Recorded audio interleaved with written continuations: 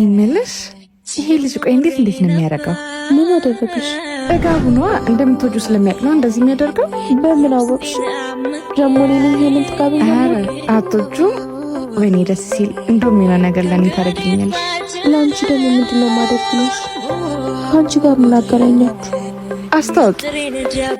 እሺ ግን ጥጋቡ ያናድሻል? ያው ጥጋቡን ነው ያደርኩለት።